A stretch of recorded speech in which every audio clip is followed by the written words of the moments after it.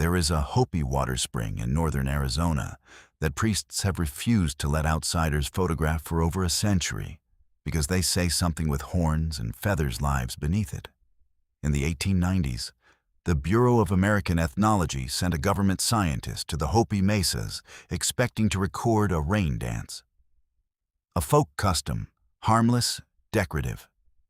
What he documented instead was a summons to Palulukang, the horned, plumed water serpent the Hopi believe controls every spring, every flood, and every drop of rain that falls on 3 mesas in the Arizona desert. For the next 50 years, that summons was performed in public. Photographers came. Journalists came. In 1913, a sitting United States president came and watched it himself. Then, in one documented decade, the Hopi shut the door, and the ceremony that had been open to the world for half a century became one of the most closely guarded rites in North America. By the end of this, you will know the exact reason they closed it, and why the president's visit may have been the moment that made the decision inevitable. The Hopi are one of the oldest continuously inhabited peoples in North America. Oribe, on Third Mesa, has been occupied since at least the 12th century, centuries before any European government kept a written record of the Southwest. Hopi ceremonial knowledge is organized by clan, passed through specific keepers, tied to a fixed yearly calendar that has not changed in living memory. When a Hopi priest describes what a ceremony summons, he is not offering folklore in the loose sense outsiders often mean.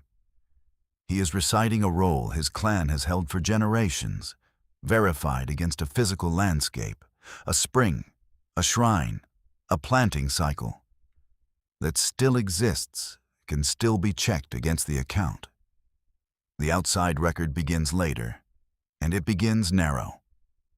The United States government did not send trained observers to the Hopi mesas until the 1870s and 1880s, decades after treaties and surveys had already reshaped the region around them. When the Bureau of American Ethnology finally dispatched Jesse Walter Fewkes to document Hopi ceremonial life in the 1890s, he arrived already looking for pageantry, a photogenic curiosity for an East Coast audience that had never seen a live rattlesnake dance. He found the snake dance. He did not immediately understand what it summoned. According to the Hopi account Fewkes eventually recorded, the ceremony traces back to a specific ancestor, a young man named Theo, who traveled down the Colorado River in a hollow log to find the source of the waters that fed Hopi springs. In the underworld, he met the snake people, married a snake woman, and returned to the mesas, carrying both the knowledge of the ceremony and, in some versions of the account, the serpent itself, coiled, according to the story, in the form of Palulukang, who from then on would answer the summons when Hopi priests performed it correctly. That is the account Fewkes wrote down. Palulukang is not unique to the Hopi in the way outside audiences often assume. Related horned or plumed water serpents appear across the Southwest.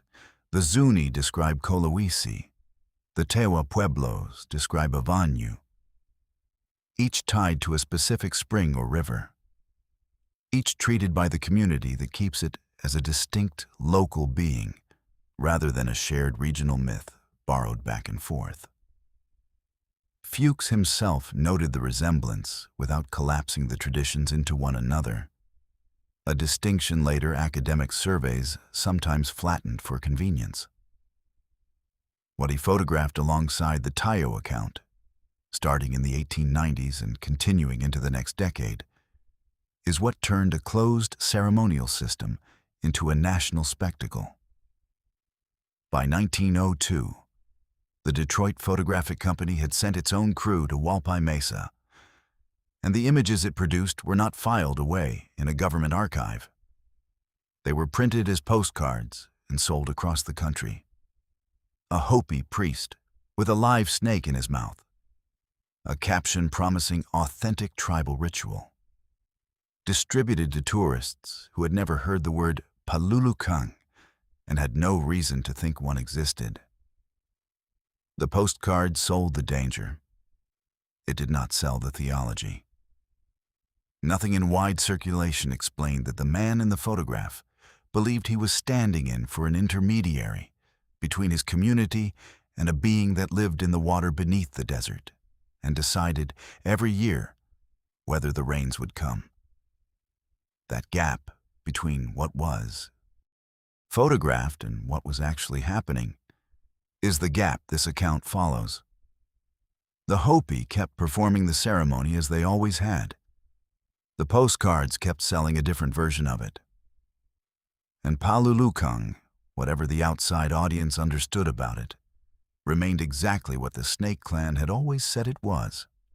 Not a metaphor, not a folk figure, but the specific entity the entire 16-day ceremony existed to summon. Every detail that follows, the priests, the dance, the year a president joined the crowd, the year the Hopi decided the crowd had to leave, moves around that same fixed point. A serpent with horns, feathers down its spine, and a claim on the water no outsider was ever meant to see performed. Palulukang is not depicted as a snake in the ordinary sense. Hopi tradition and the kiva murals that survive from the region describe a serpent as long as a grown man is tall, with two curved horns rising from a scaled head, and a ridge of feathers running the length of its spine like a horned owl's crest stretched into a mane. Its body changes color with the season, pale in the dry months, dark and slick-looking when the summer rains are close. It is said to live inside the springs that feed the mesas, rising to the surface only when the ceremony calls it. And it is dangerous not because it attacks, but because it withholds. A Palulukang insulted, mishandled, or summoned incorrectly does not strike a person. It simply lets the spring run dry. Fewkes' written account, published by the Bureau of American Ethnology as Hopi Snake Ceremonies, describes the 16 days leading up to the public dance in specific, procedural detail. Priests gathering snakes from the desert over 9 days, washing them in a kiva altar built specifically for the rite, and on the final afternoon carrying them through the plaza at Walpi, held in the mouth, in the hand, or draped across the shoulders, before releasing them at the 4 cardinal points to carry the community's prayers back underground to Palulukang. Fewkes was careful, by the standard of his era, to record what priests told him rather than what he assumed. He noted that the snakes themselves were understood as messengers, not as the deity, living intermediaries sent out to reach a being the priests believed they could not approach directly. He recorded the antelope priests and the snake priests as 2 distinct ceremonial societies working in sequence, each holding a separate piece of the summons, neither able to complete it alone. And he recorded, without much comment, that the priests he interviewed refused to describe what happened if the summons failed. Only that it had, within living memory at the time, and that a specific mesa had gone 3 seasons without meaningful rain afterward. That detail, the refusal to elaborate, appears nowhere in the postcards. It appears only in Fewkes' field notes, filed at the Smithsonian, read by almost no one outside a small circle of ethnographers for the next several decades. The public got the snake. It did not get the drought. Fewkes also documented the antelope priest's side of the ceremony. In detail, the postcards never captured at all. A dry sand painting built inside the kiva depicting clouds and lightning, torn down and remade over the 16 days as the priest's understanding of the coming rains shifted. A specific altar, assembled from carved wooden slats and feathers, that no photograph from the era shows because cameras were never permitted inside the kiva itself. Everything sold to tourists came from the one afternoon the ceremony stepped into the open plaza. Everything that explained what that afternoon meant happened, deliberately, where no outside lens could reach it. By 1913, the ceremony was well enough known that it appeared on a presidential itinerary. Theodore Roosevelt, touring the Southwest, made a specific point of adding Walpi to his route. Witnesses recorded that he watched the preparations as well as the dance itself, and afterward wrote that the ceremony held a mystic symbolism which has in it elements that are ennobling, a genuine, on-record reaction from a president who had, by his own account, expected spectacle and found something closer to liturgy. Roosevelt's visit did what visits from famous men tend to do to a place already being photographed for postcards. It did not calm the attention. It multiplied it. The postcards survive. So do the numbers. Between 1902 and the 1930s, the Detroit Photographic Company and its successors sold thousands of Hopi snake dance images across the United States, filed today in the Library of Congress under a caption that describes the ceremony but never names what it was performed for. Newspaper coverage from the same decades follows the same pattern, detailed physical description of the snake handling. Almost no space given to Palulukang. The theology reduced in most accounts to a single line. A prayer for rain. The mainstream explanation, then, and largely still now, treats the ceremony as remarkable but explainable. Priests are not bitten, according to most outside accounts, because the rattlesnakes are handled with real, repeated technique long before the public dance. And the apparent immunity that drew photographers for decades is a matter of preparation, not protection by anything unseen. Herpetologists who have studied the ceremony's snake handling technique broadly support this. Venomous snakes handled calmly and correctly bite far less often than assumed, and Hopi priests train for years before they are permitted to carry one in public. That explanation accounts for the snake bites. It does not account for what the priests themselves, across every documented interview from Fewkes onward, insisted the ceremony was actually for. No outside account, not Fewkes's, not the newspapers, not the Roosevelt-era coverage, records a single Hopi priest describing the snake dance primarily as a demonstration of handling skill. Every one of them describes it as a summons. The gap is not in the biology. It is in the purpose.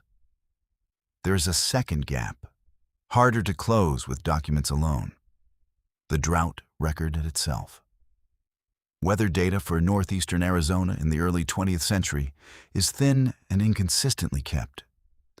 But the pattern Hopi farmers describe, that certain ceremonial years correlate with a break in the seasonal drought, and that years the ceremony was disrupted or performed incorrectly correlate with poor rains, cannot be verified against reliable outside meteorological records from that period, because those records mostly do not exist.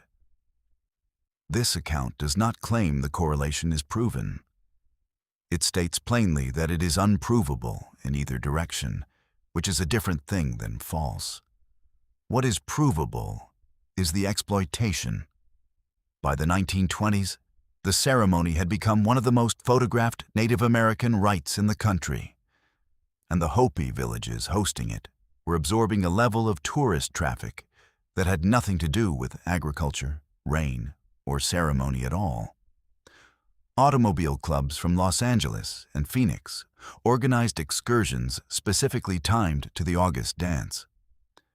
Flashbulb photography, new, loud, and physically disruptive in a plaza built for a religious procession, became common by the 1930s despite repeated requests from Hopi leaders that visitors not use it during the dance itself.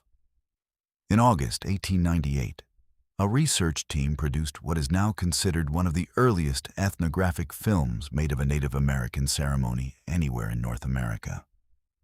Footage of the snake dance at Walpi, shot on nitrate stock, later reconstructed by film historians from surviving fragments and written records because the original prints did not survive intact. That a ceremony this sacred was filmed at all, within 8 years of the U.S. government's first sustained ethnographic contact with the Hopi, says something the postcards do not. The outside world moved from curiosity to extraction almost immediately, and it moved faster than the Hopi's own capacity to control what was being taken from the plaza in the form of images. Individual villages made their own rules. Some, by the 1920s, were posting explicit prohibitions against photography at the edge of the plaza. Signs, verbal warnings from war chiefs stationed at the entrances, occasional confiscation of cameras. Compliance was inconsistent, and enforcement fell entirely on individual villages with no outside authority backing it, because no federal law protected a ceremony held on land the United States still administered under its own systems. A Hopi priest who wanted a tourist's camera removed from the plaza had, in practice, only the tourist's willingness to comply. None of this is disputed. It is documented in the same newspaper archives that covered the ceremony in the first place. In tourism board records from Arizona in the 1920s and 1930s, and in the accounts Hopi leaders themselves gave decades later when explaining, on the record, why the ceremony eventually closed. The artist Kate Corey, who lived among the Hopi for several years in the early 20th century and painted and photographed daily life on the mesas, left behind one of the more sympathetic outside records of the period. And even her account describes a plaza during the dance that had, by the 1910s, stopped resembling a ceremonial space at all. She described rows of visitors arriving by wagon and later by automobile, picnicking at the edge of the dance ground, treating the 16 days of preparation as irrelevant to the 20 minutes they had come to see. Her sympathy for the Hopi did not stop her own presence from being part of the pattern she was describing. By the time Roosevelt arrived in 1913, the ceremony had already been public property in every sense, except the one that mattered to the people performing it. What happened in the 4 decades after his visit is the part the postcards, the newspapers, and even most tourism histories leave out entirely. What stayed outside the record for most of the 20th century was not the ceremony's existence. That was famous. But the reason individual Hopi priests gave privately for wanting it to stop being public at all. Ethnographers who returned to the mesas in the 1930s and 1940s recorded a shift in tone that rarely made it into published academic work. Priests increasingly describing the summons itself as compromised by the presence of an uninvited audience, not because outsiders offended some abstract sense of propriety, but because, in Hopi belief, a ceremony performed correctly requires the full, undivided attention of the community performing it. A plaza filled with tourists photographing snake handlers for a souvenir was not, by that standard, a functioning ceremony. It was a performance of one with the actual summons to Palulukang happening somewhere the crowd could not see. Some researchers who studied the ceremony's decline reached for the simplest available explanation: cultural erosion, the same slow attrition that affected dozens of indigenous ceremonial practices under 20th century assimilation pressure. Boarding schools, missionary opposition, federal policy actively discouraging traditional religion. That explanation is true, and it is not sufficient. It does not explain why the Hopi specifically preserved and continued performing dozens of other ceremonies through the same decades, in the same conditions, while restricting outside access to this one specific rite years before doing so with most others. A handful of academics writing in the mid-20th century summarized the closure as tribal secrecy reasserting itself after decades of forced openness. That summary is not wrong, but it treats secrecy as the default the Hopi were merely returning to, when the record shows something closer to a considered response to a specific, documented harm. 50 years of evidence, not an instinct. The clearer account comes from the people who made the decision. Benjamin H. Nuvamsa, a former Hopi tribal chairman who has spoken publicly about the closure, described the snake dance as having become so heavily exploited in past decades that it was overrun with disrespectful tourists. His words, not a researcher's paraphrase. By his account, and others given by Hopi leaders in later decades, the closure to non-Hopi spectators happened in the 1950s, roughly 50 years after the first Detroit Photographic Company postcards went into national circulation, and roughly 4 decades after a sitting president had made the ceremony briefly the most famous piece of Hopi culture in the country. No single meeting, no single vote, and no single year marks the closure with the precision the postcard era's photographs have. Village governance among the Hopi is not centralized. Each of the Mesa villages makes its own ceremonial decisions independently, which means the closure did not happen all at once, in one room, on one date. It happened village by village, Kiva society by Kiva society, across roughly a decade.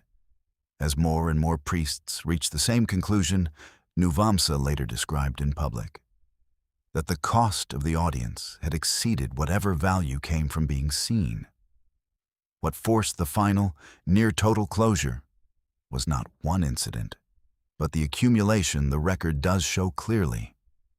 Decades of flashbulb, photography during a procession where sudden light and sound were understood as a direct disruption of the summons.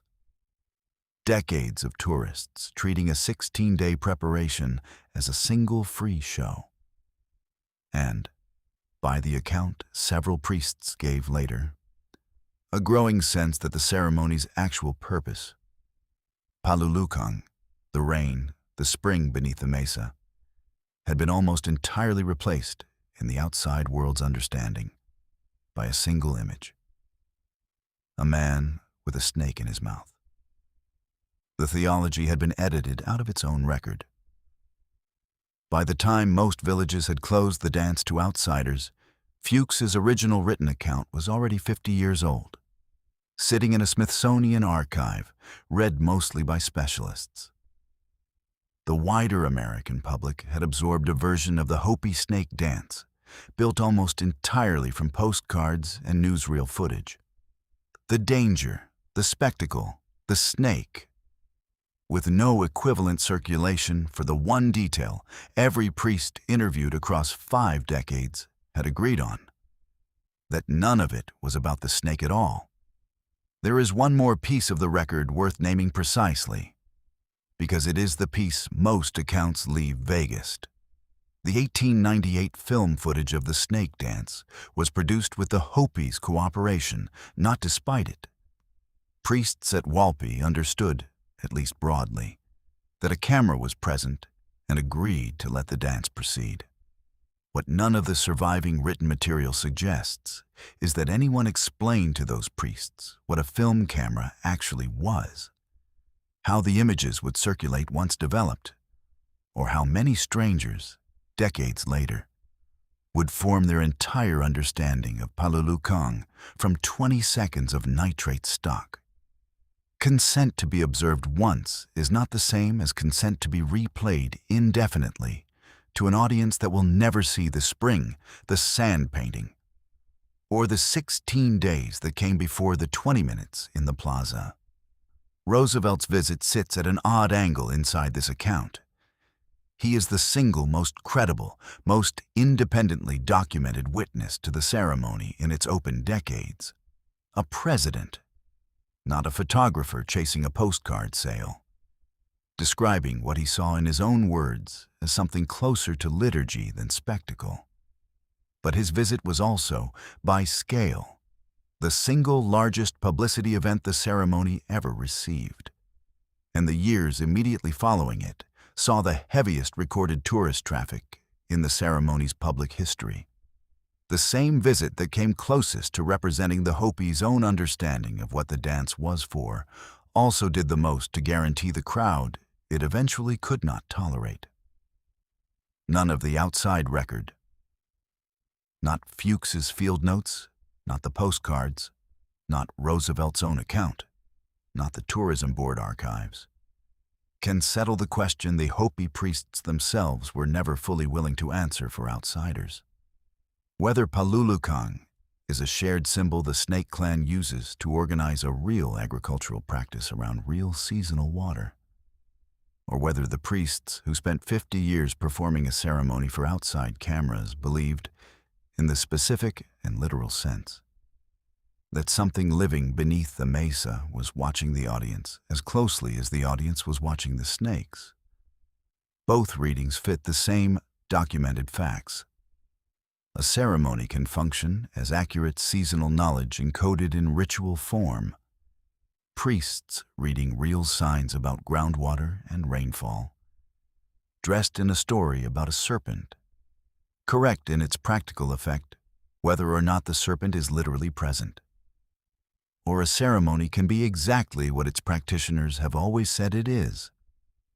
Performed in a landscape where the water table beneath 3 specific mesas has, by the account of the people who have lived there longest, behaved in ways that tracked the ceremony's correctness for centuries before anyone outside the community was watching at all. What the record does establish, without ambiguity, is that the Hopi themselves treated the difference as consequential enough to close a ceremony to the world, rather than let its meaning keep eroding in exchange for continued visibility. They had 50 years of evidence about what an audience does to a summons. They made a decision the outside record barely explains and mostly never asked them to. It is worth sitting with what that decision actually cost them, because it was not free. 50 years of visibility that had made the Hopi snake dance one of the most recognized pieces of Native American ceremonial life in the country. Malcore, a level of outside awareness most indigenous traditions, then and now, never receive at all. Closing it meant giving that recognition up deliberately, choosing a correctly performed ceremony seen by no one over a compromised one seen by thousands. Almost no other community facing that same trade in that same era made the same choice. That decision is still in effect. The snake dance today is performed in the villages that still hold it, without cameras, without tourists, and without the kind of outside verification that would let anyone outside the Kiva society say with certainty what does or does not happen in the plaza at Walpi in late August. Some villages have stopped performing it publicly at all, in any form, for decades at a time.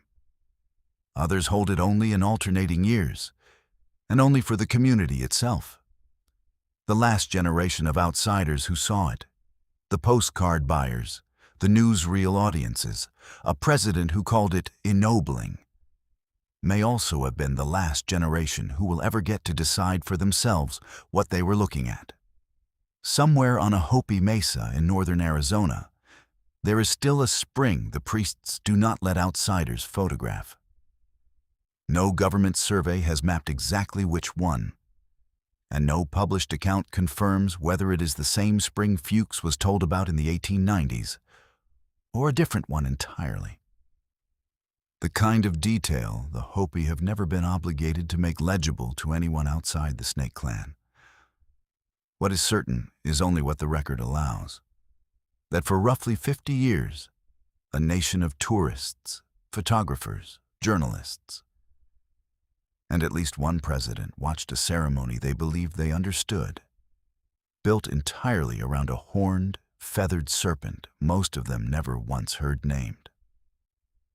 And that when the people who actually performed the summons decided the audience had learned enough, they closed the door, and the version of Palulukang most of America carries today is still, in the most literal sense, the one from the postcard, not the one from the spring. Whatever lives in that spring now, if anything does, has not been photographed in 70 years. That is not an accident, and it is not a mystery the Hopi are waiting for anyone to solve. It is a door they closed on purpose, and it has stayed closed for longer than it was ever open.